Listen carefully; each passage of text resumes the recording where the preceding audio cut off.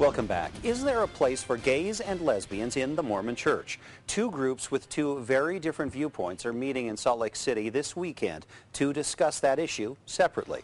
Fox 13's Ben Winslow has more. Affirmation and Evergreen were created by gay men who struggled with reconciling their sexuality and their faith. Where they differ is on the issue of acceptance or change.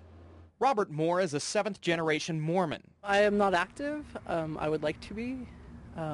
But I am not willing to deny who I am. He's found refuge here amongst the members of Affirmation, a support group for gay and lesbian Mormons.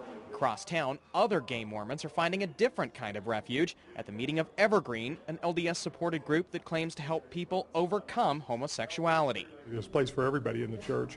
The issue here is how we behave and how we live out our mission under Christ's direction here upon the earth.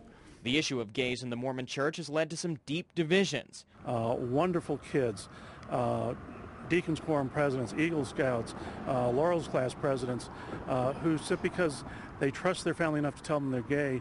Under bad advice, their family tells them to leave the house, throws them out on the street. Those kind of things have to stop. Affirmation has been trying to begin a dialogue with LDS leaders about acceptance. They've created this website to urge families not to ostracize loved ones who come out of the closet. An LDS church spokesman had no comment on the campaign. Overall, I think the church is becoming a little bit more supportive. There are a lot of issues on which Affirmation in the church will probably always agree to disagree. Officially, the church preaches that gays can be members in good standing, but they must remain celibate. So yeah, we have to live the gospel regardless of where we are in our lives and regardless of the circumstances. Moore says his family hasn't spoken to him since 2003. I'm learning to deal with it. It's hard, but I've tried to make the connections, but they're not at a place in their life to where they can do that. So hopefully in the future. One thing it appears Evergreen and Affirmation do agree on is family members should not be ostracized for coming out as gay. On that front, Evergreen's Pruden tells me things are a lot different in the church than they were 10 years ago. In News Control, Ben Winslow, Fox 13 News, Utah.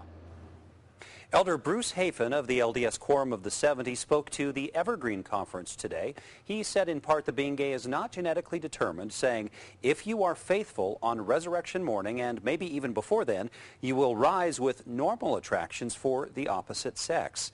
Hafen said the American Psychological Association was politically motivated when they took homosexuality off the list of mental disorders. The APA says treatment to change does not work.